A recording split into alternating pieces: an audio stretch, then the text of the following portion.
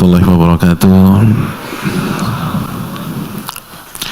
Alhamdulillah hamdan katsiran thayyiban mubarakan fi kama yuhibbu rabbuna wa yarda, wassalatu wassalamu ala nabiyyina Muhammad sallallahu alaihi wasallam wa ala alihi wa sahbihi wa man sara ala nahjihi bi ihsanin ila yaumidin wa ba'd. Hadirin yang dirahmati oleh Allah Subhanahu wa taala, tidak ada kata yang pantas untuk kita ucapkan pada sore hari ini kecuali bersyukur kepada Allah atas segala nikmat dan karunia yang Allah berikan kepada kita. Salawat dan salam semoga senantiasa tercurahkan kepada junjungan kita Nabi kita Muhammadin sallallahu alaihi wasallam beserta para keluarga, para sahabat dan orang-orang yang istiqomah berjalan di bawah naungan sunnah beliau sampai hari kiamat kelak. Hadirin yang dirahmati oleh Allah Subhanahu wa taala, sebuah kebahagiaan yang luar biasa kita bisa berkumpul pada sore hari ini, dan dipastikan kajian kita pada sore hari ini lebih prestis, lebih mulia, lebih utama dibanding kajian kita pada pertemuan yang lalu atau dua yang lalu, dan begitu seterusnya. Tentu saja jika kita lihat dari sisi waktu, bukan dari sisi niat yang ada di dalam hati-hati kita, karena kita pada saat ini berada di bulan suci Ramadan, bulan yang kita nanti, bulan yang kita tunggu, bulan yang kita idam-idamkan, bulan di mana pintu surga dibuka oleh Allah Subhanahu wa taala dan pintu neraka ditutup rapat-rapat oleh Allah Subhanahu wa taala, dan di setiap malamnya ada pembebasan dari siksa api neraka. Walillahi utaqa'u minan nar, dan Allah memiliki hamba-hamba yang Allah bebaskan dari siksa api neraka.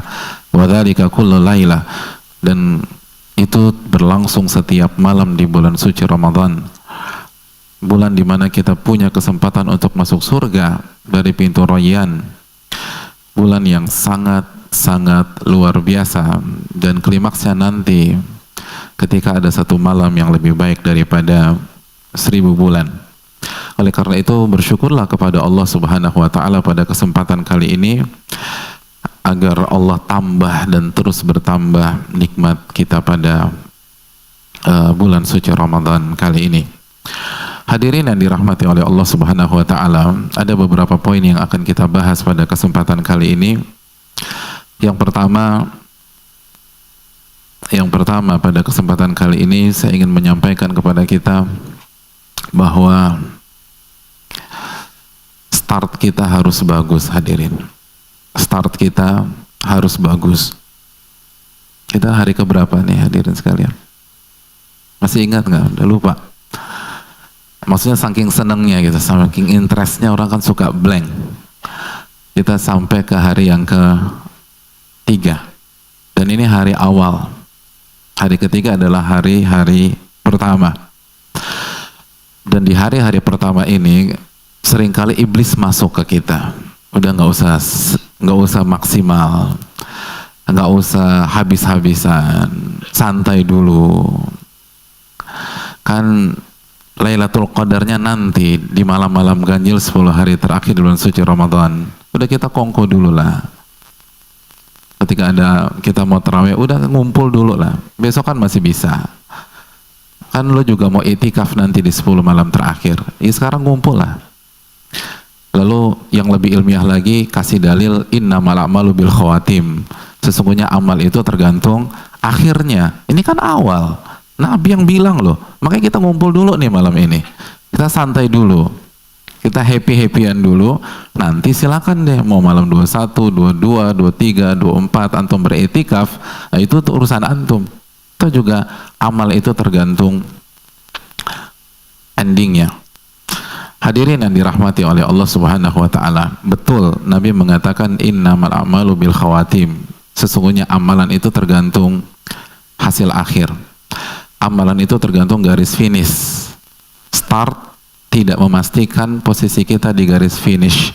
Tapi perlu kita ingat, Allah Subhanahu wa taala yang menyatakan bahwa amal soleh adalah perlombaan, fastabiqul khairat. maka berlomba-lombalah dalam mengerjakan kebajikan dalam surat Al-Baqarah ayat 148. Dan layaknya sebuah perlombaan, start bukan penentu posisi kita di podium, tapi start sangat menentukan alur perlombaan pada saat itu. Start sangat menentukan di posisi mana kita di garis finish. Ketika kita punya start yang bagus, kita start di pole position, maka kita akan lebih mudah mengontrol jalannya perlombaan. Kita lebih mudah mendikte lawan-lawan kita yang ada di belakang.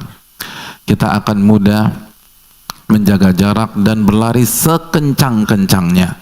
Tapi kalau antum start dari posisi 5 atau posisi yang paling belakang, antum akan kesulitan. Kemampuan antum bisa menginjak gas sekencang-kencangnya, tapi lawan nutup dari depan. Antum akan kehabisan waktu untuk melewati pembalap di depan antum, lalu di depan antum lagi, dan di depan antum lagi. Hadirin yang dirahmati oleh Allah Subhanahu wa taala.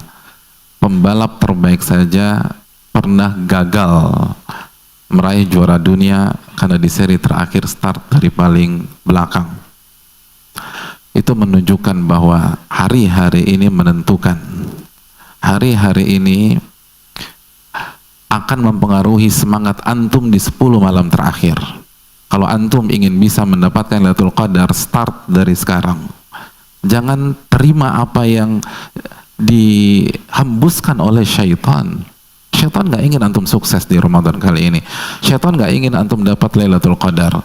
Syaitan gak ingin antum iktikaf. Atau kalau antum gak iktikaf, syaitan gak ingin antum maksimal beribadah di rumah antum di 10 hari terakhir. Caranya gimana? Dihancurkan startnya. Karena begitu start berantakan, semua berubah. Semua berubah. Semua berubah. Sebuah tim sepak bola yang punya strategi khusus, ketika menghadapi partai final, tiba-tiba di 5 menit pertama kebobolan 3-0. Kira-kira strategi berubah nggak? Berantakan semua atau strategi? Semua berubah. Akhirnya pertandingan dalam tekanan, lalu harus ada perubahan pemain yang awalnya mau seimbang harus total nyerang, otomatis pertahanan jadi terbuka. Semua berubah gara-gara start yang miss. Jangan miss di hari ini, jangan miss di hari esok, jangan miss di lusa. Karena miss kita di hari pertama, hari kedua, hari ketiga, hari keempat, dan seterusnya, itu bisa merubah peta kita di Ramadan tahun ini. Ini akan menghancurkan cita-cita kita mendapatkan Lailatul Qadar. Ini akan menghancurkan harapan kita bisa maksimal di 10 hari terakhir. Al-Imam Hasan Al-Basri itu pernah menjelaskan tentang sebuah konsep reward dan punishment yang diberikan oleh Allah Subhanahu wa taala kepada orang-orang yang beramal soleh dan bermaksiat. Apa kata Hasan Al-Basri? Al-Imam besar ini yang luar biasa, beliau mengatakan inna min jazail hasanah hasanatun ba'daha. Sesungguhnya salah satu ganjaran dari sebuah kebaikan, sebuah amalan yang dilakukan oleh seorang hamba, Allah akan berikan amalan di waktu berikutnya. Jadi salah satu ganjaran sebuah ibadah adalah ibadah berikutnya, ibadah yang kedua, lalu ganjaran ibadah kedua, ibadah yang ketiga, dan seterusnya. Dan sebaliknya, wa inna min uqubatis sayyi'ah sayyi'atun ba'daha. Dan salah satu hukuman dari dosa yang kita lakukan itu dosa berikutnya, akan lahir dosa berikutnya, lalu dosa berikutnya, lalu dosa berikutnya. Makanya Nabi SAW dalam hadis surat Imam Muslim, apa kata Nabi? Wa inna sidqa yahdi ilal birr. Sesungguhnya kejujuran itu akan mengantarkan pelakunya ke kebaikan yang berikutnya. Lalu kebaikan-kebaikan itu setelah berkolaborasi yahdi ilal jannah, kata Nabi, maka akan mengantarkan pelakunya masuk ke dalam surga. Dan sebaliknya kata Nabi SAW, wa innal kadhiba, sesungguhnya dosa, sesungguhnya kedustaan yahdi ilal fujur, maka akan menyeret pelakunya mengerjakan kefasikan berikutnya. Kefasikan berikutnya. Dan kalau kefasikan itu sudah terakumulasi, yahdi ilan nar, maka akan menyeret pelakunya untuk mengerjakan masuk ke dalam siksa api neraka. Sebuah kaidah yang sangat kuat bersumber dari hadis Nabi SAW. Kaidahnya Hasan al-Basri. Kebaikan akan melahirkan kebaikan. Dosa akan mencetak dosa berikutnya. Terapkan kaidah ini di bulan suci Ramadan. Terapkan kaidah ini di bulan suci Ramadan. Artinya apa? Kalau kita isi hari pertama kita dengan kebaikan dan amal soleh, maka hasilnya apa? Ayo bantu saya dalam memecahkan masalah ini, hadirin siapa? Siapa yang bisa terangkan? Fadhal antum. Bulan-bulan berikutnya, bulan-bulan berikutnya. Ini baru hari pertama loh pertanyaannya. Antum visioner sekali, langsung masuk bulan Syawal. Pertanyaan saya, kalau kita mengisi hari pertama dengan amal soleh, maka hasilnya apa?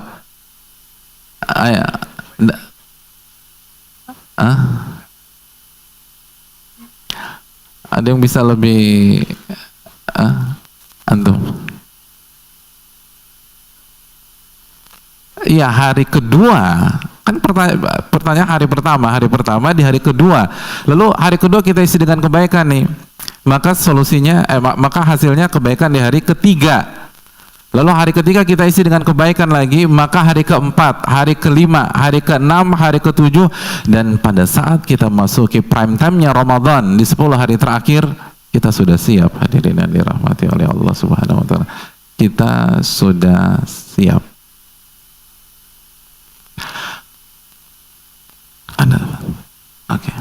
Ada hadiah buat mereka berdua.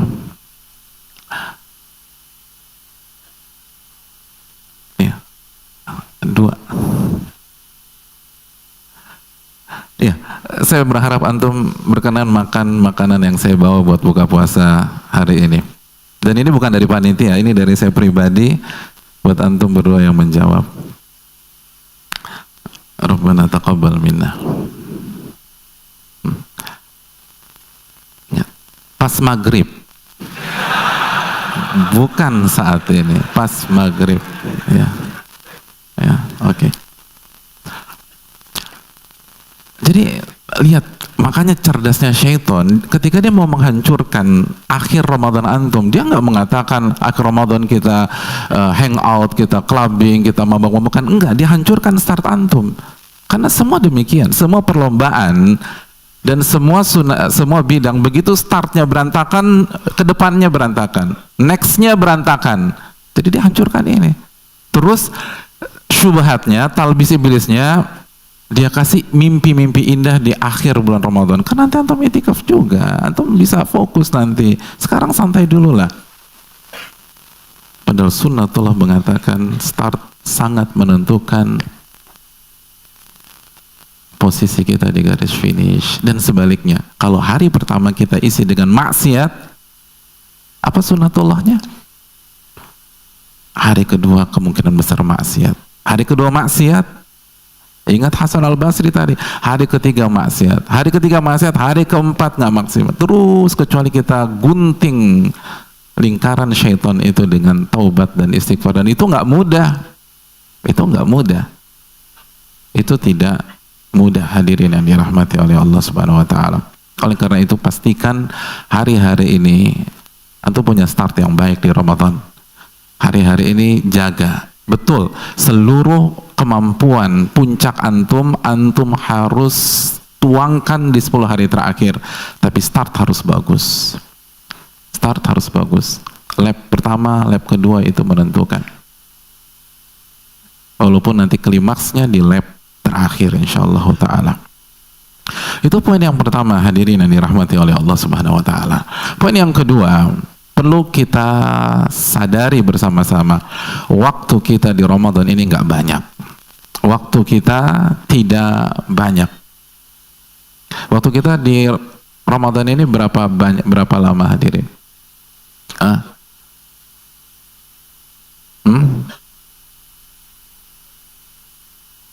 Ketika ketika saya bertanya begini, ada yang mengatakan 1 bulan, ada yang bilang 30, ada yang bilang 29. Mari kita simak apa ungkapan yang Allah gunakan tentang Ramadan dalam surat Al-Baqarah ayat 184. Ternyata Allah nggak mengatakan 29, Allah nggak katakan 30 hari, Allah katakan ayyamam ma'dudat. Hanya beberapa hari saja yang terhitung. Hanya beberapa hari. Ayyam. Hanya beberapa hari. Hanya beberapa hari saja. Dijelaskan oleh sebagian para ulama, seperti salah satu ulama besar, ulama senior Syekh Sa'ad Khathlan, Allah ingin memberikan sebuah pesan kepada kita, Ramadan sangat singkat. Betul, kalau pakai matematika kita itu 1 bulan, tapi kenyataannya lebih cepat dari itu. Gak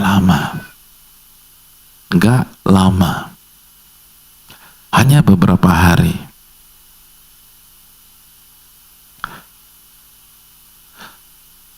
Dan itu kemahakuasaan Allah, sebagaimana dalam bukan konteksnya Ramadan ya, dalam konteks tanda-tanda hari kiamat itu, maka waktu itu sangat cepat, sampai 1 tahun seperti 1 bulan, kata Nabi SAW. Cepat. Oke, 1 tahun itu matematika Anda, itu kasat mata 1 tahun, tapi ketika kita jalani 1 tahun, cepatnya minta ampun. Di Ramadan, hadirin, ayyamam ma'dudat, hanya beberapa hari saja, kata Allah, nggak banyak. Dan sadaqallah, pengalaman kita di tahun-tahun yang lalu membuktikan itu nggak sadar, ya Allah, udah hari ke-16 aja nih, nggak terasa. Ya Allah, hari 19, ya Allah, besok udah ada yang masuk ke itikaf, sedangkan gue masih lembur, job banyak, disuruh dinas pula. Cepet itu hari Ramadan, cepat. 1 bulan aja singkat. Ini Allah katakan ayyamam ma'dudat, hanya beberapa hari yang terhitung. Allah menggunakan ungkapan beberapa hari, pesan bagi kita, jangan sia-siakan Ramadan. Pesan bagi kita, kalau kita maksimalkan hanya beberapa hari kok, hanya beberapa hari, bukan ratusan hari. Bahkan Allah nggak katakan puluhan hari, Allah ayyam, hanya beberapa hari. Itu penjelasan sebagian para ulama. Dan harusnya kita lebih semangat nih. Semua bisa dipending, tapi Ramadan nggak bisa dipending. Bahkan Ramadan akan berlari dan terus berlari. Dan kalau kita tidak maksimalkan, kita akan tergerus dan akhirnya gagal mendapatkan ampunan dari Allah Subhanahu wa Ta'ala. Iya kan? Di tahun-tahun lalu tuh cepet banget. Kesan lamanya mungkin di hari pertama, hari kedua, tapi setelah itu tek 13, 16, 19, 224, 227, malam takbiran, selesai semua. Maka maksimalkan dengan sebaik-baiknya. Poin yang ketiga, hadirin yang dirahmati oleh Allah. Setelah kita sadar bahwa Ramadan sangat singkat, maka ada hal yang harus kita lakukan selain beramal.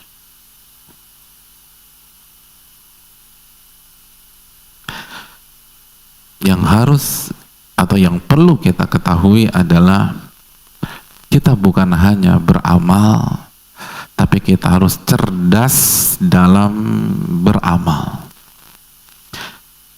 Dan sikap cerdas dalam beramal adalah mengerti fikih prioritas dalam beramal.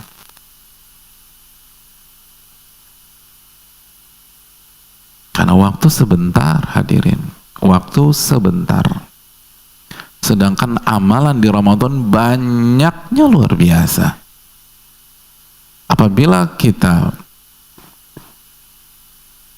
ingin masukkan seluruh amalan itu, kemungkinan kita nggak sanggup. Waktu cepat, tenaga kita terbatas. Belum lagi kita harus kerja segala macam. Sedangkan amalan-amalan banyak sekali. Maka yang harus dilakukan adalah menentukan prioritas dalam beramal. Hal ini disitir oleh Rasulullah SAW dalam hadis riwayat Imam Ahmad dengan sanad yang hasan. Kata Nabi SAW, wa'malu wa khairu.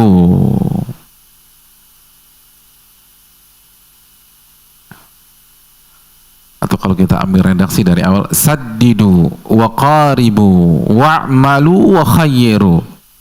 Saddidu, maksimallah ketika beramal, sempurnalah ketika beramal. Wa qaribu, kalau Anda nggak bisa maka dekatilah kesempurnaan. Qaribu, dekati. Siapa di antara kita bisa beramal sempurna? Kalau nggak bisa 100%, ya 99, nggak bisa 98, nggak bisa 97, sampai terus sesuai dengan kemampuan kita masing-masing. Wa'malu, lalu Nabi melanjutkan nasihat beliau yang ketiga, dan tetap beramal. Jangan merasa nggak bisa kerjakan semua, udah ditinggalkan. Nggak, tetap beramal. Namun yang harus Anda lakukan, wa khairu, pilih, kata Rasulullah SAW, pilih. Ketika Anda nggak bisa kerjakan semuanya, bukan ditinggalkan begitu aja. Pilih. Pilih. Pilih. Apa yang diprioritaskan di yang pertama, yang kedua, yang ketiga, yang keempat, yang kelima, yang keenam, dan seterusnya. Pilih. Ini perintah. Suruh milih kita. Bukan ngerjakan semua. Nggak sanggup kita kerjakan semua. Siapa di antara kita hari ini ngerjakan seluruh sunnah Nabi SAW? Nggak ada. Pilih, karena kita nggak bisa kerjakan semuanya, tapi kita bisa milih. Wa khairu, pilih, kata Rasul Sallallahu Alaihi Wasallam. Inilah landasan tema kita pada sore hari ini. Bagaimana fikih prioritas dalam beramal di bulan suci Ramadan. Yang pertama, hadirin, yang pertama, apa yang harus kita prioritaskan? Ayo, yang pertama, apa yang harus kita prioritaskan? Saya berhadapan dengan para expert, ya, orang yang pengalamannya luar biasa. Tolong jawab pertanyaan saya. Apa hal yang pertama kali harus kita lakukan? Antum yang pakai peci itu, berbakti kepada orang tua. Jadi masuk Ramadan, yang pertama kali saya lakukan nih, berbakti kepada orang tua. Masya Allah. Ada yang lain? Antum? Ya antum. Puasa. Iyalah, masa kan Ramadan kok ya puasa, tapi belum tepat.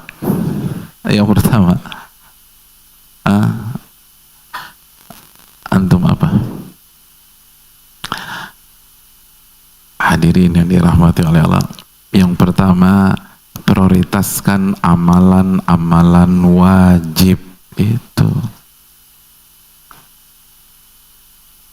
Zak, Anda masih punya makanan buka? Masih ada sih. Coba, tolong kasih beliau nih.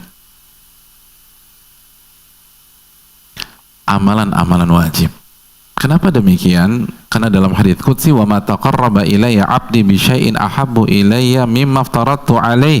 Dan tidak ada amalan yang dikerjakan oleh hambaku dalam rangka bertakarub kepada diriku yang paling aku cintai dibanding amalan-amalan yang aku wajibkan kepada hambaku. Jadi amalan-amalan wajib harus ditekankan. Sebelum yang lain. Antum harus pasang mindset antum, Ramadan amalan wajib. Amalan wajib. Sebelum yang lain. Nah, ketika kita bicara tentang amalan wajib dan langsung firman Allah SWT dalam hadits qudsi di atas menjelaskan, lalu kita lebih dalamkan, prioritaskan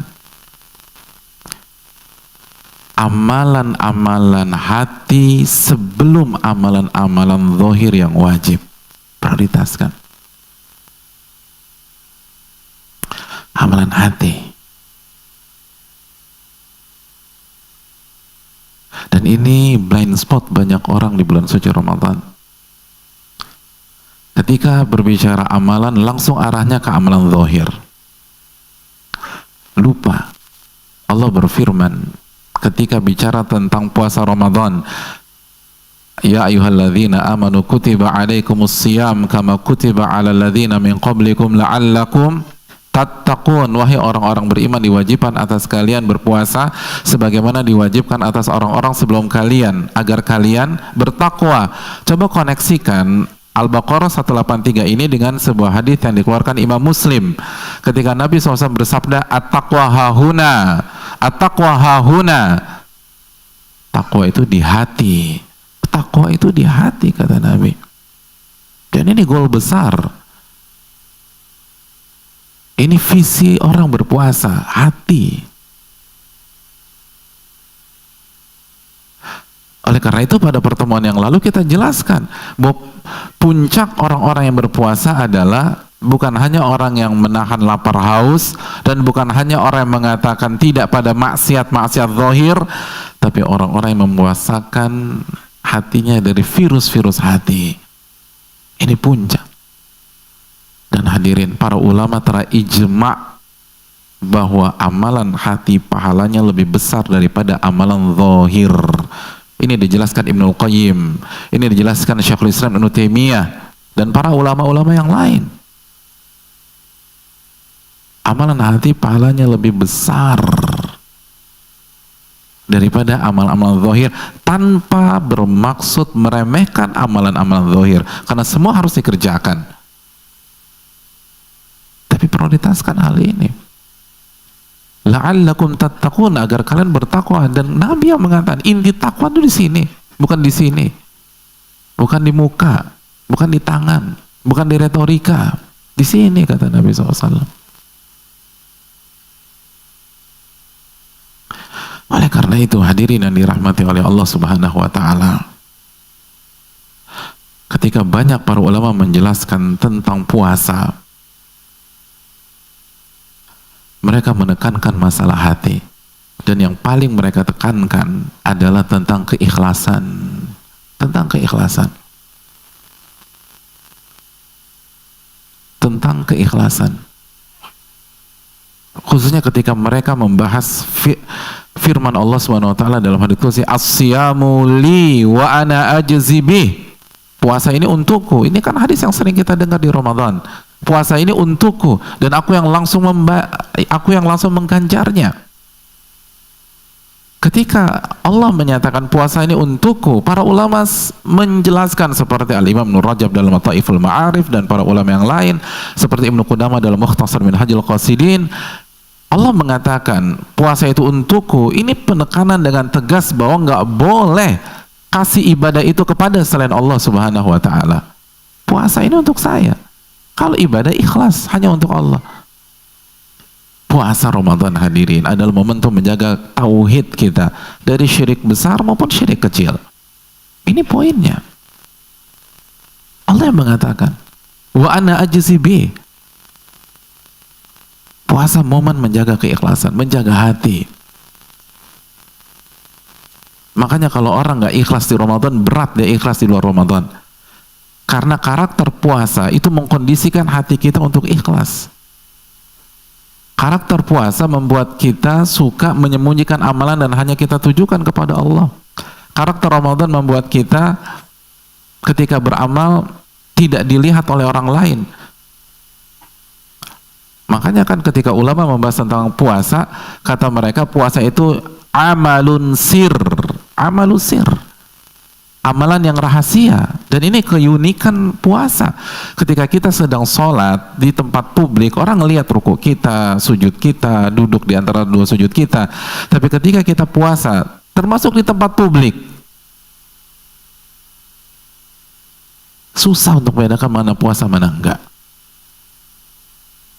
Siapa yang bisa membedakan siapa ibu-ibu yang nggak puasa pada hari ini? Karena menyusui, karena sedang hamil, kan susah.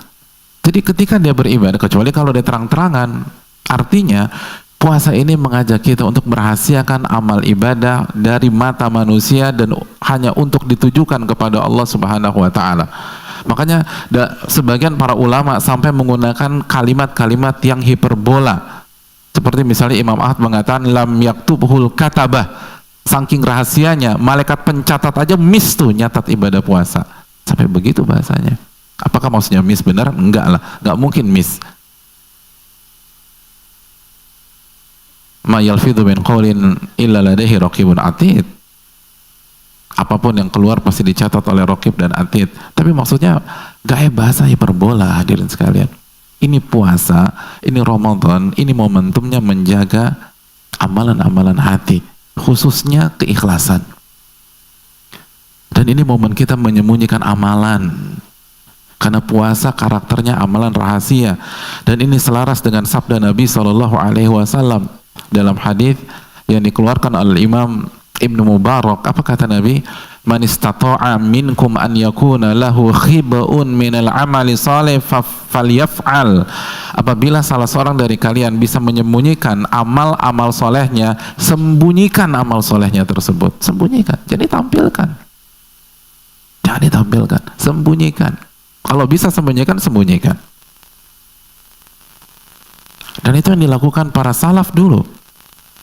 Abdurrahman bin Abi Layla, hadirin sekalian, yusolli fi baiti fa idza sya'ara bi ahadin qata'a salatan nafilah.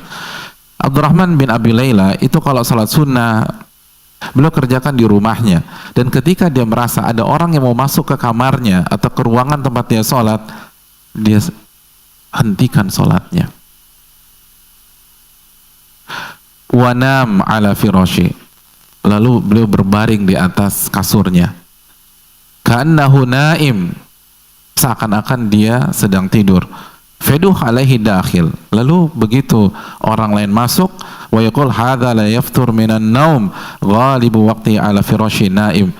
Lalu yang masuk komentar, nih orang emang kerjaan tidur doang, mayoritas waktunya dipakai buat tidur nih orang. Padahal dia sebenarnya qiyamul lail tuh nggak mau ketahuan. Wa ma'alimu annahu yusolli wa yukhfi dzalika alaihim, dan nggak ada yang tahu beliau menghabiskan banyak waktu untuk sholat karena beliau sengaja menyembunyikan dari mata-mata manusia.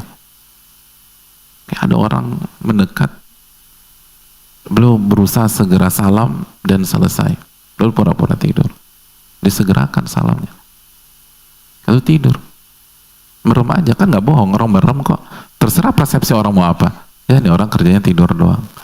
Lihat, bukan dikencengin bacaan Qur'annya, bukan dikencengin. Apalagi kalau pas lagi baca Al-Baqarah gitu loh. Lalu ketika dikomentarin, nih orang kerjanya tidur aja, nggak klarifikasi itu, hadirin. Mohon maaf jaga omongan ya, saya tuh dari tadi udah sholat, Anda nggak lihat aja. Ini suudzon sama orang. Nggak bilang begitu. Diam deh. Nggak peduli orang bilang pemalas kayak orang yang kerjanya tidur, nggak peduli. Kenapa? Karena beliau hanya mencari pujian Allah, bukan pujian manusia. Orang yang mencari pujian Allah ketika dicela manusia nggak akan galau, karena itu bukan ekspektasi saya, itu bukan tujuan saya. Pengen dicela nih sama orang, biasa aja deh. Kenapa kita sering galau, sering tertekan ketika dikritik orang, dicaci maki orang, dibully orang? Jangan-jangan karena kita belum bisa mewujudkan keikhlasan. Karena masih ingat teori kecewa, dan kita harus ulang-ulang terus nih teori kecewa. Apa teori kecewa? Kekecewaan berbanding terbalik dengan harapan atau ekspektasi. kita akan kecewa ketika harapan dan ekspektasi kita tidak terwujud. Dan kita akan senang ketika ekspektasi kita dan harapan kita terwujud. Kan begitu aja simpelnya. Ketika seseorang harapannya adalah mencari ridho Allah, maka ketika manusia nggak muji, kecewa apa enggak? Nggak kecewa. Kan gitu poinnya. Antum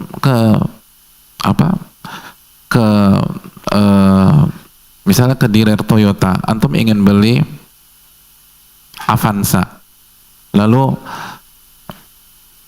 orang Toyotanya nyambut antum di depan pintu, langsung bilang gini, culuk-culuk, mohon maaf ya Pak, Innova kita lagi habis, mungkin inden 4 bulan. Kira-kira antum kecewa nggak? Antum kecewa nggak? Nih, kayaknya antum lagi puasa, agak lama nih koneksinya nih hari sore. Antum kecewa apa nggak? Kenapa nggak kecewa? Antum akan nanya, mohon maaf Mbak, Avanza-nya ada nggak? Oh, kalau Avanza ada. Ya udah, saya nggak peduli. Mau tuh Innova ada kek, mau nggak diproduksi lagi kek, mau punah kek, yang penting Avanza-nya ada. Kan begitu. Kenapa? Karena ekspektasi kita bawa pulang Avanza. Nah begitu juga kalau ekspektasi kita pas puasa, pas memberi, pas infak sedekah, pas kasih makan orang bukber, pada saat taraweh, pada saat mungkin kasih makan orang sahur dalam sahur on the road dan lain-lain, cari ridho Allah. Mau orang jelek-jelekin kita, mau nyinyir, mau membuli, nggak ucapkan terima kasih, nggak ada urusan, nggak ada urusan. Oh, bukan Anda kok yang saya incar tuh di atas. Makanya para ulama mengatakan orang yang ikhlas itu yastawi indahul madahu wa dham. Orang yang ikhlas itu bagi dia sama aja mau dipuji atau dicela, nggak ada bedanya, karena bukan itu tujuannya. Hadirin yang dirahmati oleh Allah Subhanahu wa taala. Ibrahim An-Nakhai, salah satu ulama besar klasik. Itu salah satu ulama juga yang namanya Imam Al-A'mash. Al-A'mash pernah bercerita, kuntu inda Ibrahim An-Nakhai, aku pernah bersama Ibrahim An-Nakhai, wa huwa yaqra'u fil mushaf, dan Ibrahim An-Nakhai itu membaca dari mushaf, membaca Al-Quran dari mushaf. Fasta'dzana alaihi rajulun, lalu tiba-tiba ketika beliau lagi baca dengan mushaf di sebuah ruangan, ada orang minta izin masuk dari luar. Assalamualaikum, boleh masuk enggak? Faghattal mushafa, lalu beliau cepat-cepat menutup mushaf beliau. Wa qala la yarani hadza anni aqra fihi kulla sa'ah, aku menutup mushaf ini agar orang itu tidak tahu bahwa aku sedang membaca Al-Quranul Karim. Gitu. Bukan dikencengin, bukan jadi kayak Syekh Sudais gitu loh. Oh, ada yang datang, apalagi calon mertua datang, wow, luar biasa lah, semua dikeluarin. Enggak, sembunyiin, disembunyikan, takut mereka. Makanya yang herannya, kalau ulama-ulama sehebat mereka khawatir ria, kok orang hari ini tenang-tenang aja, santai. Oleh karena itu hadirin yang dirahmati oleh Allah Subhanahu wa taala, ini yang perlu kita camkan. Muhammad bin Aslam, hadirin, Muhammad bin Aslam, kata pendampingnya, lazamtuhu akthar min 20 sana, aku mendampingi Muhammad bin Aslam itu lebih dari 20 tahun. Lam arahu yusalli haitsu arahu rak'ataini min tatawwu fi makanin yarahu an-nas illa yaumal jum'ah. Aku nggak pernah melihat Muhammad bin Aslam selama lebih dari 20 tahun mengerjakan salat sunnah di tempat publik, di tempat yang dilihat oleh manusia, kecuali hari Jumat. Mungkin salatul intidhar, salat intidhar kan di masjid. Wa sami'tuhu kadza wa kadza marra yuhlif wa yaqul law qadirtu an atatawwa haitsu la yarani malakai la fa'altu khaufan minar riya. Dan aku pernah mendengar ucapan Muhammad bin Aslam sambil bersumpah, kata beliau, demi Allah, kalau aku bisa menyembunyikan amalan sunnahku sehingga tidak ada yang lihat, termasuk 2 malaikat pencatat, maka aku akan rahasiakan dari malaikat-malaikat tersebut. Khawatir ria. Allahu Akbar. Takut tuh. Takut dipuji oleh makhluk. Kalau aku bisa sembunyikan, jangankan sama antum, sama malaikat nih, saya mau sembunyikan. Khawatir ria.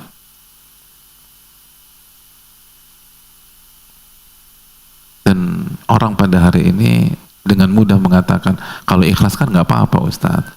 Ini kan dakwah, ini kan untuk syiar dan seterusnya. Hadirin, kita nggak boleh menjust.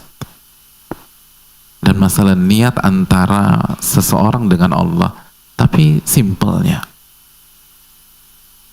Kalau mereka yang hafal Quran, yang hafal ribuan hadis, yang soleh dan soleha, yang dikatakan generasi terbaik oleh Rasul SAW, itu menyembunyikan amalannya. Mungkinkah orang pada hari ini yang level imannya ribuan kali di bawah mereka dengan mudahnya menggapai keikhlasan? Kalau ada soal matematik,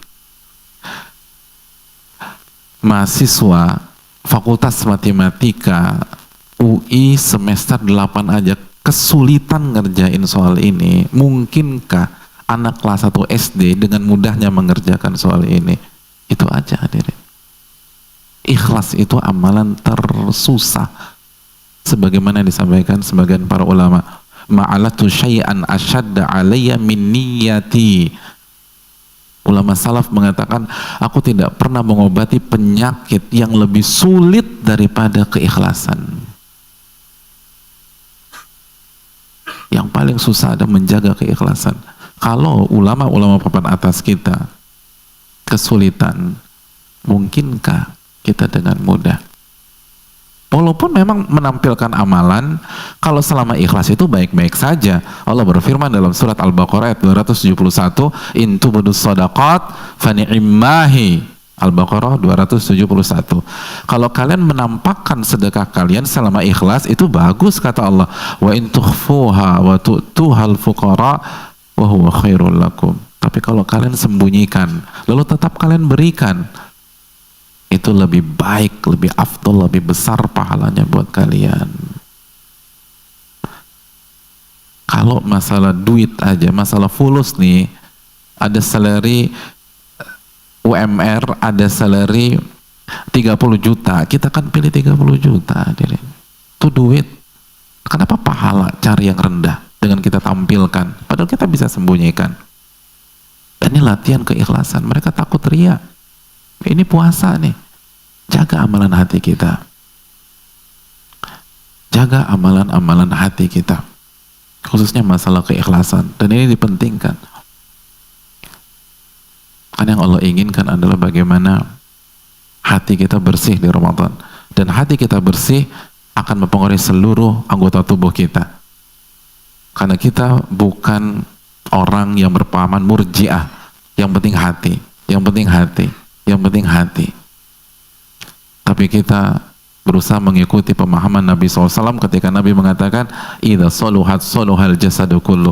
Kalau hati itu baik, seluruh anggota jasad itu baik. Wa idza fasadat fasadal jasadu kullu. Kalau hati itu rusak, rusak tuh semuanya tuh. Hadirin, simpel aja. Kalau antum semangat beribadah sampai mengatakan tidak pada maksiat di Ramadan, tapi antum nggak menata hati antum, lihat deh, berakhirnya pas 1 Syawal. Syawal balik lagi ke pattern semula. Sama, ketika ada orang nih, ada orang, dia senyum sama antum, dia baik sama antum, tapi nggak dari hati, hatinya nggak suka sama antum. Pas ketemu antum senyum, tapi di belakang antum dia senyum, bukan senyumin antum ya, di belakang antum dia bersikap baik nggak terhadap antum? Enggak. Karena ketika dia bersikap baik di hadapan antum, bukan dari hati. Mungkin karena karena antum bosnya dia, antum manajernya dia, antum customernya, jadi walaupun cerewet tetap saja pembeli ada raja, tetap dia senyum. Tapi begitu antum nggak ada, mungkin antum digibahi. Kenapa? Karena nggak dari hati. Begitu juga mungkin ada orang Dan bukan mungkin, banyak kasus orang tuh semangat sholat, semangat taraweh, semangat sampai pada titik somul khusus, mengatakan nggak gibah, nggak caci maki, nggak bohong. Tapi kalau dia nggak sampai pada level menata hati, udah Syawal balik lagi. Jangan kan Syawal, buka puasa balik lagi. Buka puasa, kita belum bicara Syawal, buka puasa udah deh. Kenapa? Karena nggak bicara akar masalah. Akar masalahnya di sini. Kalau ini baik, semuanya baik. Kalau hati baik, seluruh anggota tubuh baik. Mau di Ramadan, mau di luar Ramadan. Dan itu kan goalnya sebenarnya, hadirin. Goalnya tuh itu. Jadi ini yang harus ditekankan. Harus diingatkan terus. Mumpung hari-hari pertama. Mumpung hari-hari pertama. Makanya kan hadis yang sangat ditekankan dalam puasa Ramadan apa? Man shoma Ramadhana imanan wa ihtisaban ghufira lahu ma taqaddama min dzambi. Barang siapa yang berpuasa Ramadan karena iman dan ihtisab, dosa-dosanya akan diampuni. Lalu ketika bicara tarawih, apa kata Nabi SAW? Man qama Ramadhanan imanan wa ihtisaban ghufira lahu ma taqaddama min dzambi. Barang siapa yang salat tarawih karena iman dan ihtisab, maka Allah akan ampuni dosa-dosanya yang lalu. Lalu ketika berbicara tentang Lailatul Qadar, apa sabda Nabi SAW? Man qama Lailatul Qadar imanan wa ihtisaban ghufira lahu ma taqaddama min dzambi. Barang siapa mencari Lailatul Qadar, menghidupkan malam Lailatul Qadar karena iman dan ihtisab, Allah akan ampuni dosa-dosanya yang telah lalu. Jadi ketika bicara puasa, kan ini 3 amalan terbesar Ramadan, kan ini hadirin. Bicara puasa, yang Nabi mention apa? Iman, ihtisab. Bicara tarawih, iman, ihtisab.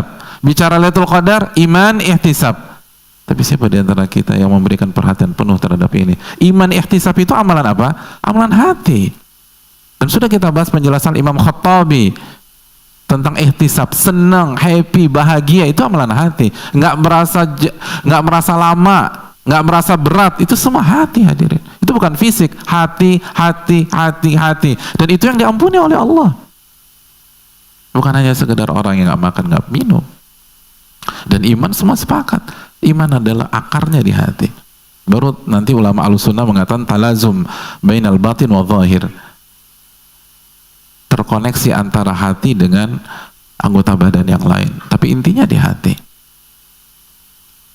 Mumpung masih hari ketiga nih hadirin, tata. Kalau kita hanya fokus dengan taraweh, dengan puasa, dengan iktikaf, tapi kita nggak masuk ke dalam hati, lihat deh, pengalaman tahun lalu, 2 tahun lalu, 3 tahun lalu terulang lagi. Semangatnya hanya Ramadan. Begitu habis Ramadan selesai. Sama. Saat orang baik sama kita, tapi nggak dari dalam hati, dia akan baik hanya depan kita doang. Di belakang kita dia nikem. Orang yang semangat ibadah nggak dari hati, hanya fokus zahirnya saja, dia akan baik di depan Ramadan. Di belakang Ramadan dia lupa lagi sama Allah Subhanahu wa taala.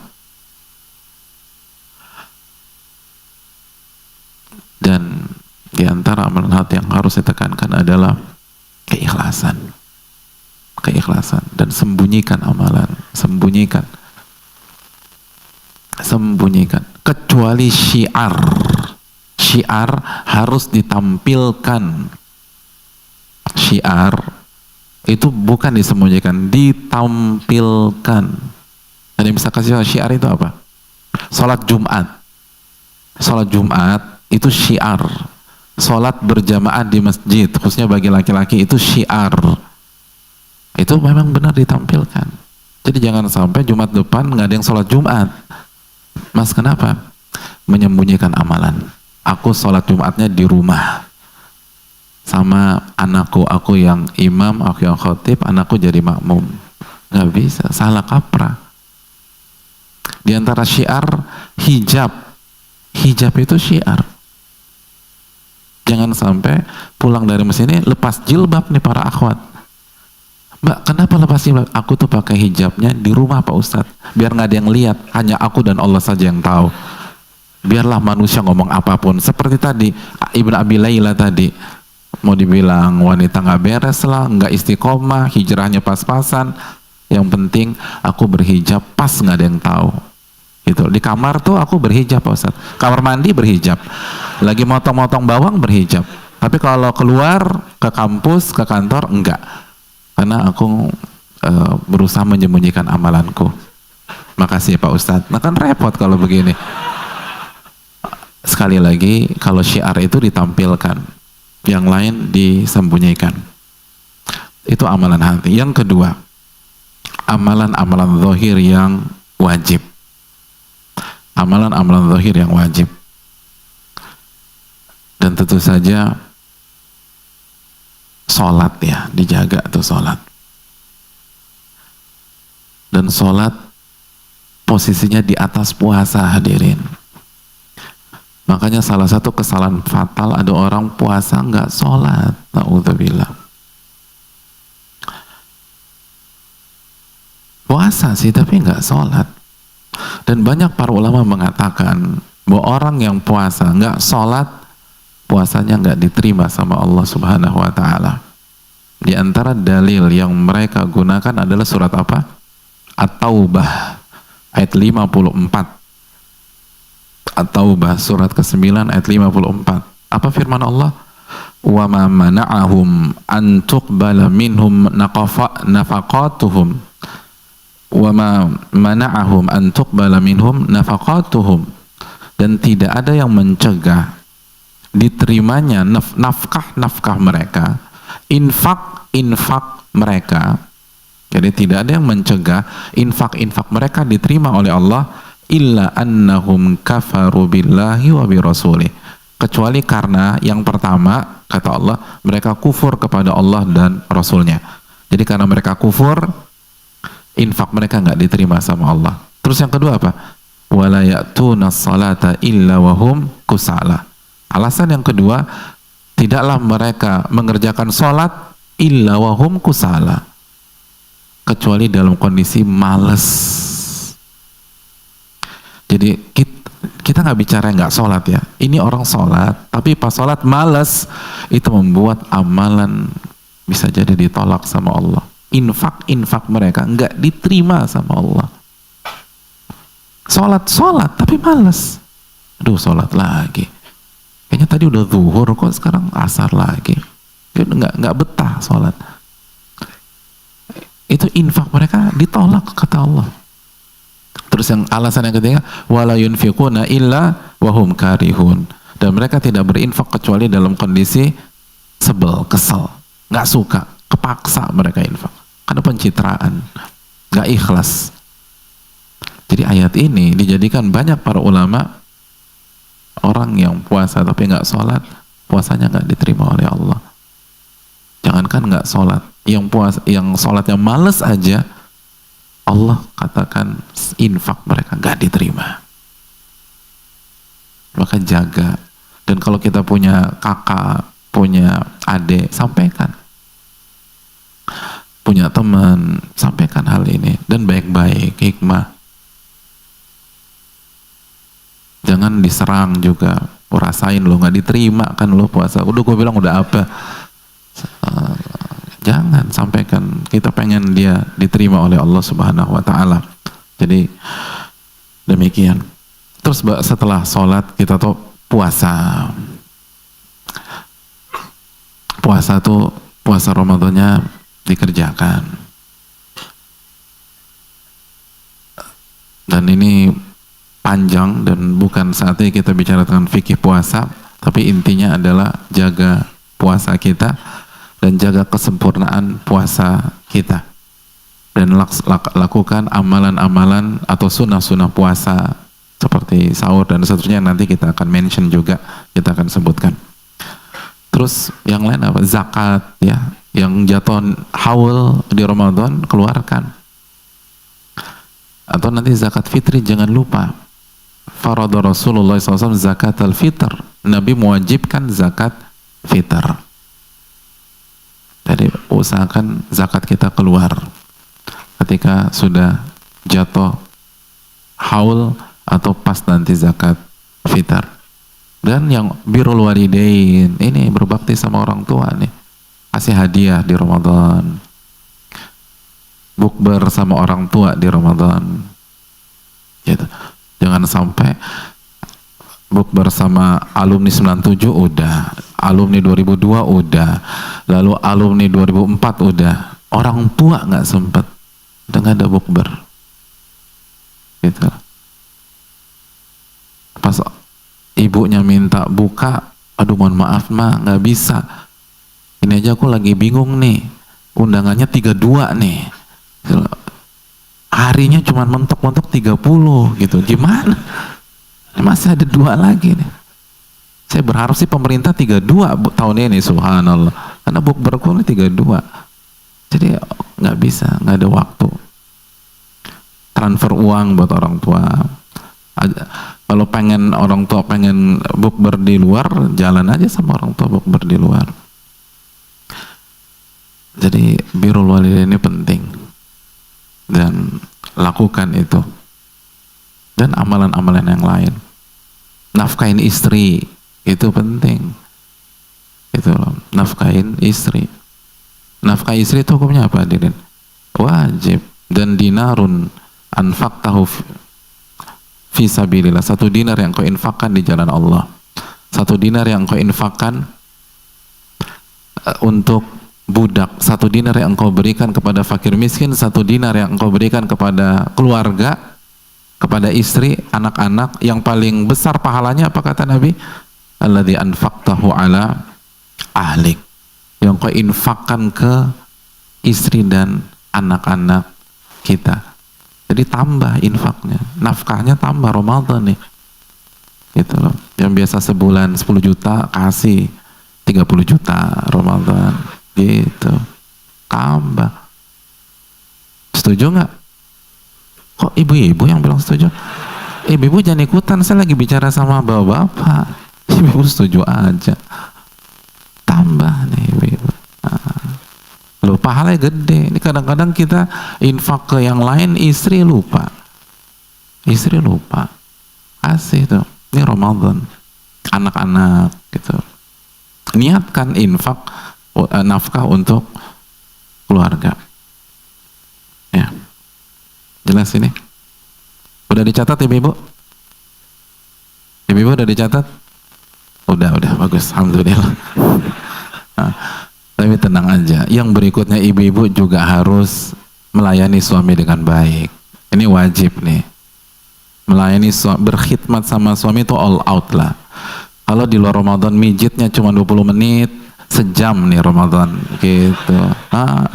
Lo kan capek pulang taraweh, pijit tuh, siapin makanan yang enak, tapi jangan mubadzir, ngomong baik, jangan buat marah suami gitu loh. Pokoknya berkhidmat kepada suami, hukumnya kan wajib. Setuju nggak ibu-ibu? Nggak ada suara ibu-ibu. Ya Allah. Nggak, pertama aja setuju, sekarang diam ibu-ibu ini. Pokoknya yang wajib-wajib ini ditekankan, hadirin, ditekankan. Dan sekali lagi jaga, banyak orang juga taraweh tapi nggak sholat wajib, ini bahaya. Sering itu, datang ke masjid jam 8:30 gitu loh, atau jam 8 pas tarawehnya, karena tahu habis sholat isya kultum gitu, dan sholat taraweh mulainya jam 8:30, karena kan kultum kuliah terserah antum gitu. Jadi lama banget, jam 8:30 baru sholat taraweh. Jadi dia datang ke masjid 8:30 tuh, isya nggak sholat, datang 8:30. Pokoknya habis isya kultum sholat jam 8:30, datang 8:30. Ini nggak benar. Bahkan ada kejadian maghrib nggak sholat. Mas kok nggak sholat? Persiapan taraweh pak. Ya Allah, nggak sholat maghrib persiapan taraweh. Ini nggak benar ya. Sekali lagi jaga. Dan antum catat kaidahnya Al-Hafidz Ibnu Hajar. Al-Hafidz Ibnu Hajar menyatakan, man syaghalahu al-fardu 'alin nafli fahuwa ma'dzur. Barang siapa yang sibuk mengerjakan hal-hal yang wajib sehingga dia tidak bisa mengerjakan hal-hal yang sunnah, maka dia dimaafkan dan bisa jadi dapat pahala dari Allah, tetap dapat pahala yang sunnah. Wa man syaghalahu naflu 'anil fardi fahuwa magrur. Dan barang siapa yang sibuk mengerjakan yang sunnah sehingga lupa dengan yang wajib, maka dia tertipu oleh iblis, kata Al-Hafidz Ibnu Hajar. Magrur, tertipu dia. Dan itu salah satu talbis iblis yang paling hebat, di antara yang paling hebat. Jadi iblis nggak mengarahkan kita untuk bermaksiat, tapi iblis ngajak kita sibuk dengan perkara-perkara yang hukumnya sunnah agar kita lupa dan nggak sempat ngerjain yang wajib. Itu hati-hati. Makanya apa hukumnya? Apa hukumnya? Apa? Ini yang perlu kita camkan. Yang itikaf nanti, itikaf hukumnya sunnah, jangan sampai melalaikan dari yang wajib. Ada sebagian orang pas itikaf dipanggil orang tua nggak mau pulang gitu loh, karena dipikir aku lagi ibadah nih. Kalau dipanggil orang tua hukumnya apa? Wajib. Hukum itikaf sunnah, kalau dipanggil orang tua pulang dan dapat pahalanya. Jangan tetap bertahan. Aku lagi sebel nih, kenapa bokap suruh gue pulang. Terus tadi responnya apa? Aku nggak mau. Aku bilang aku lebih memilih Allah daripada papa. Ya repot. Gimana? Lo yang suruh anda taat orang tua itu siapa? Allah. Jadi nggak ada Allah daripada papa itu loh. Ini gila. Terus juga ada di tahun-tahun yang lalu ibu-ibu atau para akhwat iktikaf tanpa izin suami, nggak dapat restu dari suami. Tiba-tiba suami pulang tanggal 21 udah hilang tuh istrinya. Ya Allah, iktikaf nggak bilang ini, bawa koper gitu loh. Kan dipikir. Jadi ini yang perlu kita camkan bersama. Ibu-ibu harus dapat izin suami, dan masalah iktikaf belum kita bahas pada kesempatan kali ini. Ya, kita lanjutkan hadirin yang dirahmati oleh Allah. Yang berikutnya, tinggalkan yang haram. Jadi masih dalam tataran yang wajib ya. Jadi yang wajib amalan hati, lalu amalan-amalan zahir yang wajib, terus yang ketiga tinggalkan yang haram. Karena yang haram itu wajib ditinggalkan, kan gitu aja. Yang haram itu wajib ditinggalkan. Tinggalkan yang haram. Jangan ghibah, jangan maksiat, jangan bohong. Dan kita sudah jelaskan, man lam yada qaula zur falaysa lillahi hajatun fi an yada'a ta'amahu wa syarabah. Barang siapa yang tidak meninggalkan ucapan dusta atau perbuatan dusta atau maksiat, Allah nggak butuh dengan puasanya saat dia meninggalkan makan dan minumnya. Dan Al-Imam Ibn Abdul Bar menjelaskan, maksudnya sah tapi amalannya nggak diterima sama Allah. Sah, nggak ada pahala sama sekali. Masuk ke dalam hadits, rubba shaimin hadzuhu min siyamihil ju'u wal atash. Betapa banyak orang yang puasa, ganjaran dari puasanya hanya lapar dan dahaga. Kan dapat. Dan itu sudah kita jelaskan di pertemuan yang lalu. Nah, pertanyaannya, cara yang terbaik untuk tidak maksiat itu apa sih? Ramadan mengajarkan kepada kita. Antum masih ingat hadis Bukhari Muslim ketika Nabi bercerita tentang orang yang berpuasa? Kata Nabi SAW, apabila ada seseorang yang mencelanya, au qatalahu, atau ngajak dia berperang, berantem, ribut, apa respon orang yang berpuasa? Hah? Respon orang yang berpuasa apa? Tunggu adzan maghrib? Hah? Respon orang berpuasa, antum diajak ribut sama orang, apa responnya? Inni shaim, inni shaim. Aku sedang puasa. Aku sedang puasa. Apa maknanya? Dijelaskan Imam Nawawi rahimahullah. Nabi sebutkan inni shaim, inni shaim. 2 kali, saya lagi puasa. saya lagi puasa. Maknanya yang pertama ditujukan kepada orang yang mencela atau mengajak berantem kita. Kita diajak ribut, kita katakan mohon maaf saya lagi puasa. Agar apa? Agar kondisi lebih kondusif. Gitu loh. Antum ditunjuk-tunjuk orang, antum bilang mohon maaf saya lagi puasa, itu akan lebih kondusif daripada antum ditunjuk, antum balas dengan nunjuk juga, gitu loh. Ditunjuk-tunjuk, antum nunjuk lagi, apalagi pakai jempol, kalah dia kan, tersinggung, marah, akhirnya ribut beneran, gitu loh. Jadi hadirin yang dirahmati oleh Allah Subhanahu wa Ta'ala, itu nggak kondusif. Tapi kalau mohon maaf saya lagi puasa, antum dicaci maki orang, antum caci maki balik, itu akan ribut beneran. Tapi kalau antum netralisir, enggak. Yang kedua, ini menarik sekali.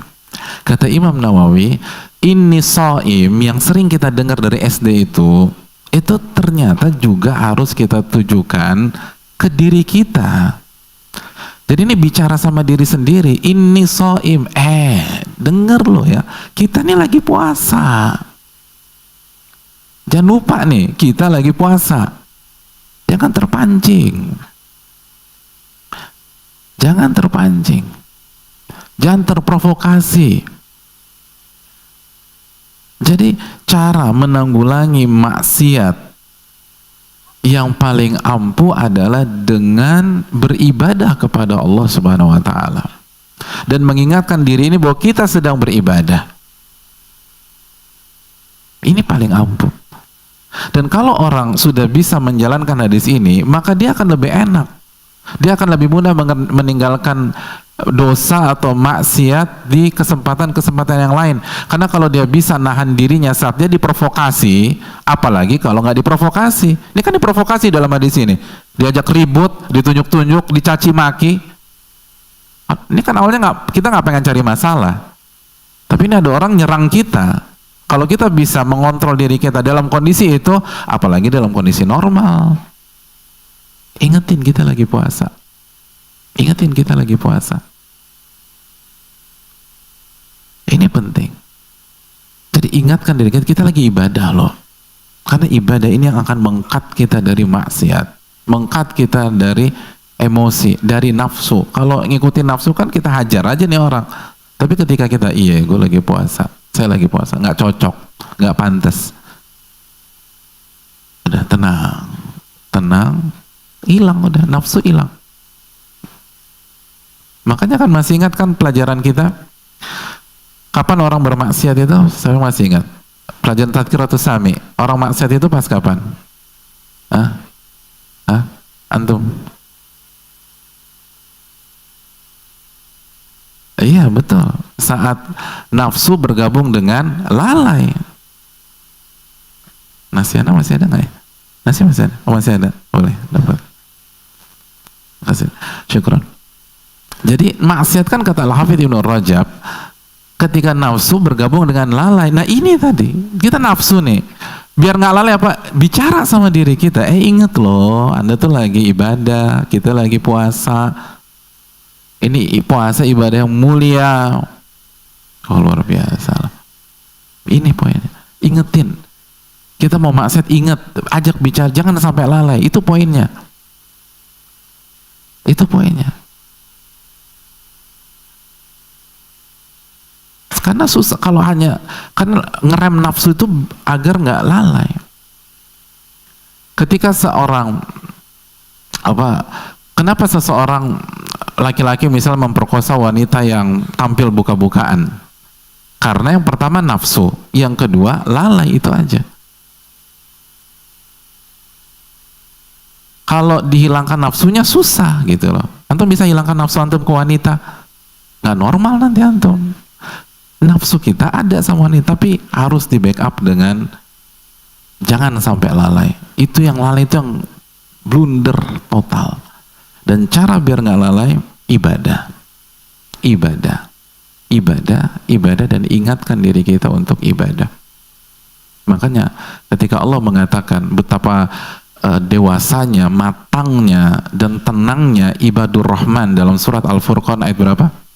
63 ya. Wa ibadur rahmanil ladzina yamshu 'alal ardi hauna wa idza khatabahumul jahiluna qalu salama. Dan hamba-hamba Rahman yang berjalan di atas permukaan bumi dengan ketawaduan, dengan rendah hati, dan apabila diajak bicara oleh orang-orang bodoh dengan kalimat-kalimat bodoh, sikap-sikap yang bodoh, apa kata mereka? Qalu salama. Mereka jawab dengan hal yang baik, yang positif. Diajak ribut, itu tadi, inni shaim, inni shaim. Diajak berantem, dicaci maki, dibully, disindir, direndahkan, qalu salama. Dia ucapkan kata-kata yang baik. Antum tahu penjelasan Al-Imam Ibnu Rajab dalam ayat ini? Kata beliau, kunci bisa tetap tenang dan tidak lalai walaupun udah diserang dan diprovokasi. Kata Al-Imam Ibnu Rajab, secara makna kuncinya ada di ayat berikutnya. Apa ayat berikutnya? Siapa yang tahu ayat berikutnya? Walladzina yabituna li rabbihim sujjada wa qiyama. Masih ada? Masih ada. Tinggal berapa lagi nasihatnya? Ini terakhir. Udah, Anda nggak punya nasihat lagi. Terakhir kasih buat beliau. Yaitu orang-orang yang di waktu malam yabitun, mereka menghabiskan malam-malam mereka dengan sujud dan qiyamul lail kepada Allah Subhanahu wa taala. Gitu tuh.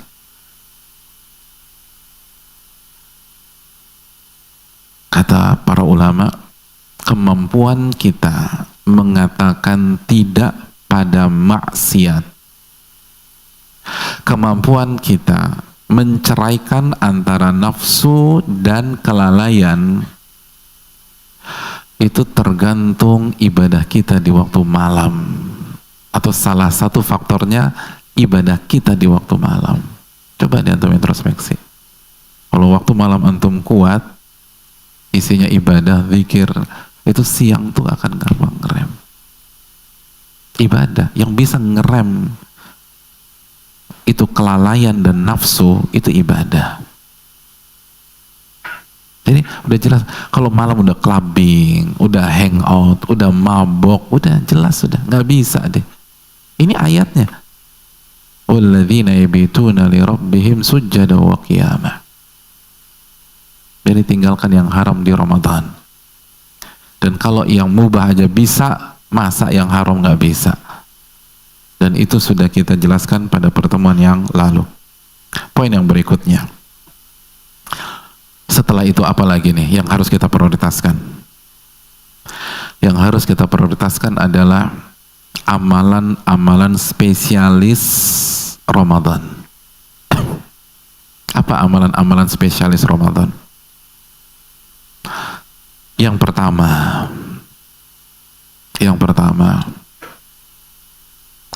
perbanyak zikir. Ya, perbanyak zikir. Hadirin yang dirahmati oleh Allah, Ramadan itu semua ahli ibadah turun gunung. Semua ahli ibadah berkompetisi di sini. Para ahli sholat, para ahli tahajud, para ahli siam. Kira-kira yang dari Syawal, Sya'ban, puasa Nabi Daud, pas Ramadan puasa nggak? Kira-kira logika antum tuh, dari Syawal sampai Sya'ban, dia puasanya Nabi Daud tuh, selang-seling. Kira-kira pas Ramadan puasa nggak? Atau dia bilang, oh gue udah cukup, gue udah Daud aja, Ramadan lo aja deh. Kan enggak, dia pasti puasa. Artinya kompetitor antum di Ramadan itu bukan orang-orang sembarangan. Ini ahli-ahli puasa, ahli zikir, ahli qiraah. Itu turun gunung semua di sini. Semua cari. Dan semua fastabiqul khairat.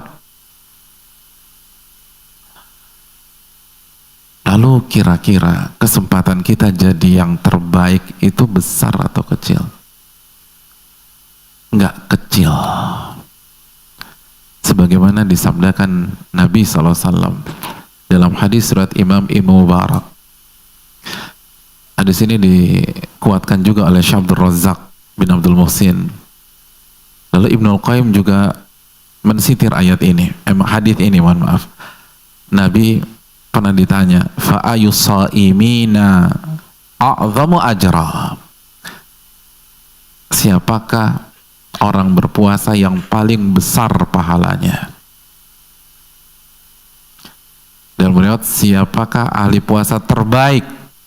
Yang terbaik siapa nih? Apa kata Nabi SAW? Aktsaruhum lillahi dzikra. Orang terbaik di puasa Ramadan kali ini, kata Nabi, yang paling banyak berzikir di antara mereka. Yang paling banyak berzikir. Dan ini membuka harapan. Kira-kira kalau Nabi SAW mengatakan yang hafal Quran 30 juz, kira-kira peluang antum ada nggak? Mungkin 80% udah tamat nih, sisa 20% lagi. Terus Nabi bilang, yang tahu qiraah sab'ah, kira-kira kita masih punya harapan nggak? Nggak punya harapan. Siapa sih orang yang berpuasa terbaik? Kalau Nabi bilang yang hafal Sahih Bukhari, kira-kira antum masih punya harapan? Nggak punya harapan udah. Orang model kita innamal a'malu binniyat doang. Tapi Nabi nggak bilang gitu loh. Nabi bilang yang paling banyak berzikir. Siapa di antara antum nggak bisa banyak zikir? Siapa? Semua bisa. Cuman mau apa enggak? Semua bisa. Makanya di puasa jangan miss zikir pagi, zikir petang, zikir keluar rumah. Zikir. Bawa motor zikir. Ini gadget istirahatin dulu. Kecuali isinya mushaf atau Al-Quran atau zikir pagi petang. Nggak apa-apa, antum mau kayak siapa tadi? Al-Imam Ibrahim Nakhai gitu ya. Jadi antum baca Qurannya di handphone biar orang pikir antum kerjaannya sibuk di sosmed terus, padahal ini udah 6 juz, udah 7 juz, 8, bagus, nggak masalah. Kalau begitu gitu, kalau demikian adanya. Jadi sekali lagi hadirin, perbanyak zikir kepada Allah. Banyak orang lupa nih, banyak orang lupa. Jaga zikir kita. Apa aja.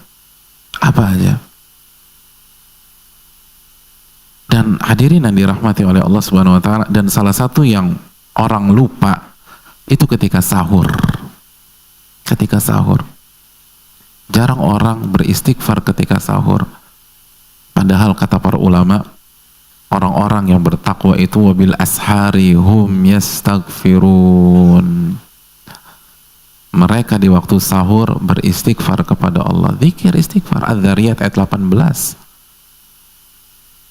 Kita nonton ini pas sahur. Hilang tuh. Sahur tuh istighfar. Jadi udah selesai persiapan subuh, yang baca Quran, yang istighfar. Wabil ashari hum yastaghfirun. Beristighfar kepada Allah Subhanahu wa taala. Ini hal penting. Jadilah orang terbaik di Ramadan kali ini. Antum bisa kalahkan ustadz antum kalau zikir antum lebih banyak daripada ustadz. Bisa. Walaupun hafalan kita kalah, nggak bisa ngomong kita. Tapi kalau setiap saat ingat Allah, dan ingat zikir yang terbaik bukan hanya dengan lisan, tapi diresapi dengan hati. Lalu direnungkan dan dituangkan dengan amalan sehari-hari. Yang membuat zikir-zikir kita gak ada kekuatannya karena hanya dengan lisan. Astagfirullah.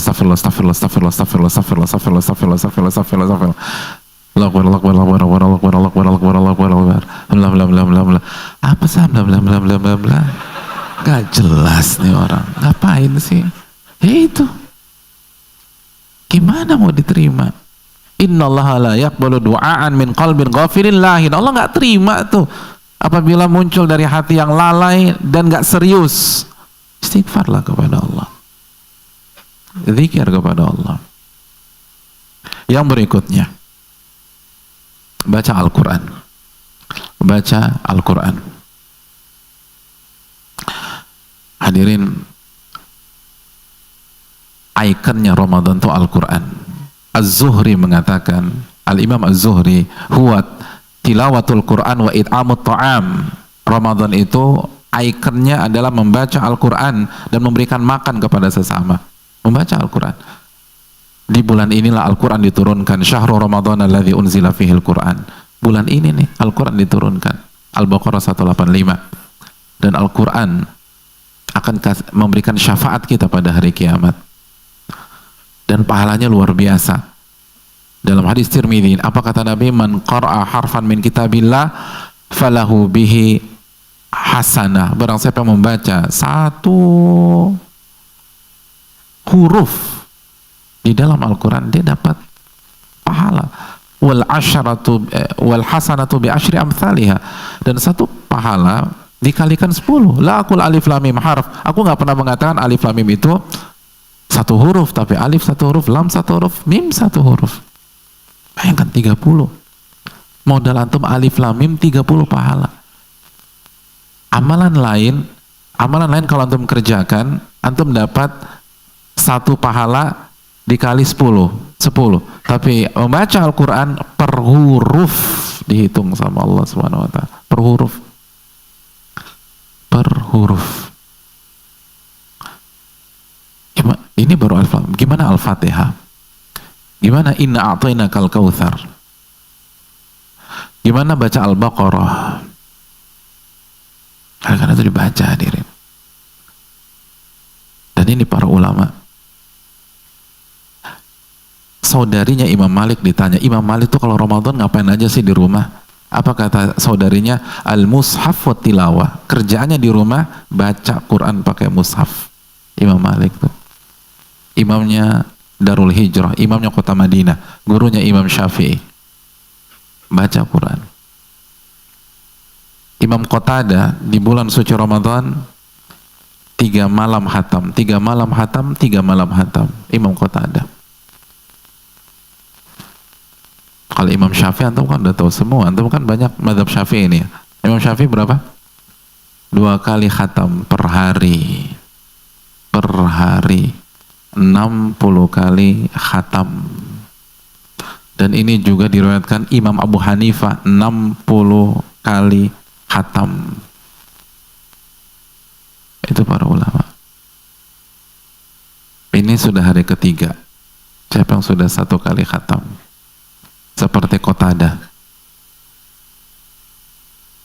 Harus dimaksimalkan, hadirin. Harus. Upayakan. Bisa, kenapa nggak bisa? Bisa. Di angkot antum baca, di busway antum baca, nunggu baca, nunggu lift tuh pas bubaran baca, naik ojek baca, tuh naik ojek antum. Apa alasan nggak baca? Baca. Dan contoh banyak. Dan terbukti ada saudara-saudara kita tuh di ojek baca tuh. Di angkot dia baca. Ramadan ini ikonnya Ramadan, membaca Al-Quranul Karim. Kalau kita nggak bisa khatam di sini, berat kita bisa khatam di luar bulan suci Ramadan. Dan kalau berat juga karena kesibukan yang luar biasa, minimal lah malam tuh 100 ayat antum baca. Karena Nabi SAW bersabda dalam hadis Imam Darimi dan dihasankan oleh Syalbani, kata Nabi, man qara'a bi mi'ati ayah fi laila kutiba lahu kunutu lailah. Barang siapa yang membaca Al-Quran 100 ayat di malam hari, maka bonus pahalanya pahala qiyamul lail semalam suntuk. Masya Allah. Pahala qiyamul lail semalam suntuk. Bayangkan. Jadi kalau antum sholat tarawih bersama imam lalu baca Al-Quran 100 ayat setiap malam, berarti 2 malam suntuk antum. Jadi baca, itu membaca Al-Quran. Yang berikutnya tarawih hadirin, jelas tarawih amalan spesialis di bulan ini yang harus kita prioritaskan, itu tarawih. Hadirin yang dirahmati oleh Allah Subhanahu wa taala, Nabi bersabda, "Man qama mal imam hatta yansarifa kutiba lahu qiyamul lailah." Barang siapa yang salat tarawih bersama imam, maka dia akan mendapatkan pahala salat tarawih semalam suntuk. Maka sekali lagi maksimalkan hal ini. Salatlah tarawih bersama imam. Salatlah tarawih bersama imam. Dan kalau antum ingin witir atau antum ingin tahajud lagi sepertiga malam terakhir, nggak ada masalah. Karena Nabi SAW dalam hadis Muslim itu pernah qiyamul lail setelah witir. Hadisnya sahih. Diriwayatkan dari Aisyah radhiyallahu taala anha. Jadi silakan sampai bersama imam, lalu tahajudnya lanjut lagi. Itu nggak ada masalah sama sekali. Dan hadirin yang dirahmati oleh Allah Subhanahu wa taala, latih diri kita untuk tarawih lebih panjang daripada biasanya. Lebih panjang daripada biasanya. Kecuali kalau makmumnya anak kecil. Tapi kalau normal, atau antum boleh pilih masjid, cari masjid yang panjang-panjang. Karena ini luar biasa. Dan itu praktek para salaf. Antum tahu kata Al-A'waj. Beliau mengatakan dalam diriwayatkan Imam Malik dalam kitabnya Muwatta, wa kana al-qari yaqra'u surat al-Baqarah fi thamani raka'ah. Dulu itu imam baca surat Al-Baqarah selesai dalam 8 rakaat. 8 rakaat. Fa idza qama biha fi 12 raka'ah ra'an nas lahu qad khaffaf. Dan ketika ada imam mengkhatamkan Al-Baqarah dalam 12 rakaat, karena mereka di atas 11, 12 rakaat itu diprotes sama makmum. Masya Allah. Al-Baqarah 8 rakaat. Al-Baqarah 8 rakaat. Berarti 8 rakaat itu 2 juz lebih. Kalau 12 diprotes. As-Sa'ib bin Yazid, hadirin, beliau mengatakan,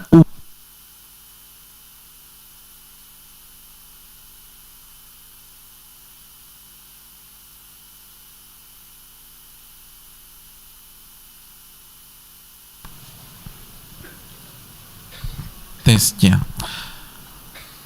Sa'ib bin Yazid itu pernah mengatakan Umar memerintahkan Ubay bin Ka'ab dan Tamim Ad-Dari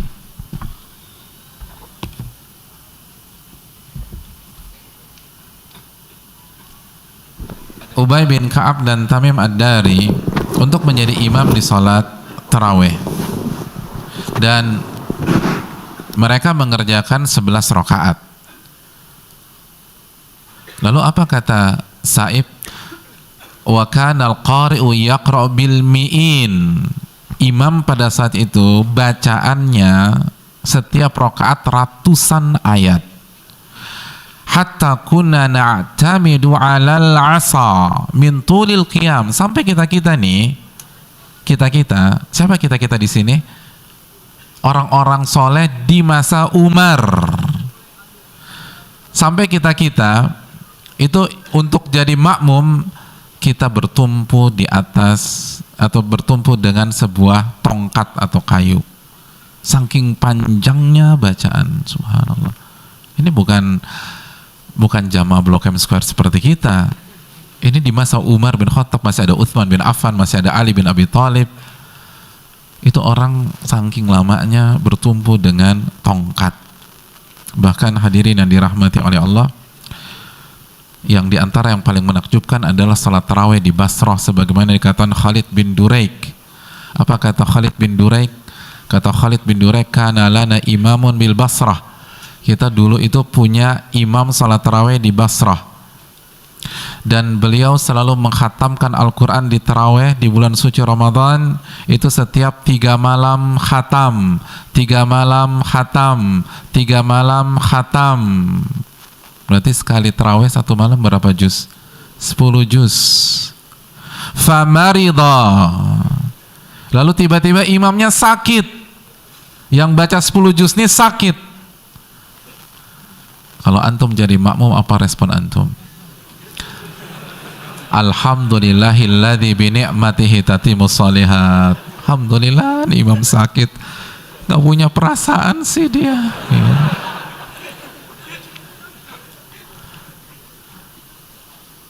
Lalu diganti dengan imam yang lain. Fa khatama bina fi kulli arba'. Lalu imam yang kedua ini mengkhatamkan Al-Quran di setiap 4 malam khatam. 4 malam khatam. 4 malam khatam. Berarti 1 malam berapa juz? Kurang lebih 7,5 juz. Kalau antum jadi makmum, apa respon antum? Semoga nih imam sakit lagi. Kan grafiknya nurun nih, 10, 7,5, nanti 5, 5, 2,5, 2,5, 1. Semoga 5 kali sakit. Tapi apa yang terjadi? Jamaah protes. Annahu qad da'af. Jamaah protes karena imam yang kedua ini bacanya terlalu cepat, terlalu sebentar. Kita nggak, kok 7,5 juz nih sholat tarawih apaan? Kita bisa 10 juz.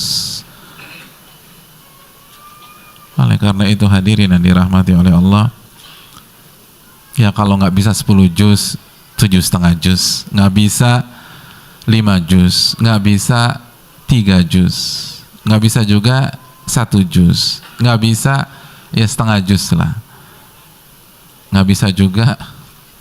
Fattaqullaha mastata'tum, bertakwalah kepada Allah semampu kalian. Ya, yang terakhir hadirin sekalian, ya karena ini penting ya, yang terakhir amalan spesial di Ramadan adalah infak dan sedekah. Ini penting banget. Infak, sedekah, dan memberikan makan kepada orang yang berbuka. Hadisnya jelas, kanan Nabi wa ajwadan nas. Hadis Bukhari, Nabi itu orang yang paling dermawan. Wa kana ajwada ma yakunu fi Ramadan, dan puncak kedermawan Nabi itu di bulan suci Ramadan. Hadirin, Imam Syafi'i mengatakan dari hadis di atas, kita diminta untuk menambah infak kita di Ramadan, kita diminta untuk menambah sedekah kita di Ramadan. Ramadan adalah waktunya mengamalkan hadis yadul ulya khairun minal yadi sufla. Tangan di atas itu lebih baik daripada tangan di bawah. Jangan sampai di Ramadan mental kita dikasih. Jangan sampai di Ramadan mental kita diberi. Jangan sampai di Ramadan mental kita gratisan. Kalau di Ramadan gratisan mentalnya, ya gimana di Syawal, hadirin? Oleh karena itu beri. Tapi saya nggak kaya. Emangnya Nabi kaya? Kan Nabi memiliki kehidupan bersahaja. Dan orang-orang beriman kan nggak nunggu kaya untuk berinfak. Masih ingat surat Ali Imran ayat 134, alladzina yunfiquna fis sarra'i wad dharra. Orang yang bertakwa, orang yang berinfak ketika lapang dan ketika susah. Dan tujuan puasa untuk jadi orang bertakwa. Kalau benar-benar terwujud takwa itu, maka kita akan punya mental suka ngasih walaupun kita lagi susah. Dan tekankan memberikan makan kepada orang yang berbuka, hadirin. Berbuka. Karena kata Nabi dalam hadis Tirmidzi, kana lahu mithlu ajri, dia akan dapat pahala puasa orang tersebut. Pahala puasa orang tersebut. Ini bukan pahala sedekah, pahala puasanya. Makanya sebagian para ulama salaf mengatakan, kenapa nih hadirin? Nyari gratisan? Enggak kan? Insya Allah enggak. Ya udah biarin aja orang ngasih, kita tetap fokus. Hadirin, para ulama salaf itu lebih memilih memberikan makan berbuka kepada 10 orang yang berpuasa di Ramadan daripada memerdekakan 10 budak. Padahal antum tahu sendiri, memerdekakan budak itu nggak cukup 50 juta, nggak cukup 100 juta. Kenapa? Pahala puasa. Bahkan sebagian para salaf seperti Daud At-Tai, seperti Malik bin Dinar, dia mau pas buka nih hadirin, pas buka makanannya cuma satu, terus dia ngeliat saudaranya nggak punya makanan buka, dia kasih ke saudaranya. Kenapa? Pengen dapat pahala puasa. Jadi bukan bukan aduh gue cuma bawa satu nih nanti ya, enggak, dikasih nih, antum makan ini, anang gampang, anda beli aja nanti di sana, dapat pahala puasa. Cuma modal berapa sih, paling 20.000 30.000. Oleh karena itu ini yang perlu kita camkan, kasih infak kita yang terbaik, sedekah kita yang terbaik. Orang yang bertakwa nggak peduli lagi susah, lagi lapang, yang penting dia ngasih ke orang. Ini yang bisa disampaikan pada kesempatan kali ini, dan ke depan kita akan membahas beberapa hal yang belum selesai dibahas. Semoga bermanfaat. Masih ada waktu sesi tanya jawab nggak? Nggak ada ya? Sudah habis. Kita persiapan, dan sekali lagi kita buat natural aja ya. Jadi buat natural aja. Yang bawa makanan ini saatnya memberi, apalagi yang kita kasih penuntut ilmu, berikan kepada teman sebelah kita atau depan kita dan seterusnya. Dan tukar-tukaran juga nggak masalah, kan nggak harus kita punya dua, kita punya satu kasih orang, mungkin kita dikasih rizki juga sama Allah dari yang lain. Maka sekali lagi amalkan hadis tersebut, dan ingat hadirin sekalian, hari-hari ini adalah hari-hari start kita berpuasa pada bulan ini. Manfaatkan start kita dengan baik, rebut pole position agar kita bisa menutup garis finish dengan ketakwaan. Assalamualaikum warahmatullahi wabarakatuh. Subhanakallahumma wa bihamdika asyhadu an la ilaha illa anta astaghfiruka wa atubu ilaik. Dan poin hadirin agak tenang sedikit. Nabi SAW bersabda, "Thalathu da'awatin mustajabat." Ada 3 doa yang pasti diijabah. Di antaranya da'watus shaim hatta yuftir, doa orang yang puasa sampai buka. Dan prime time doa detik-detik ini hadirin. Kata Imam Muhammad bin Shalih Al-Utsaimin, waktu terbaik orang yang berpuasa berdoa itu menjelang buka. Itu waktu yang paling bagus untuk diijabah. Oleh karena itu saling memberi, dan yang sudah selesai dengan hajatnya perbanyak berdoa kepada Allah Subhanahu wa taala. Assalamualaikum warahmatullahi wabarakatuh.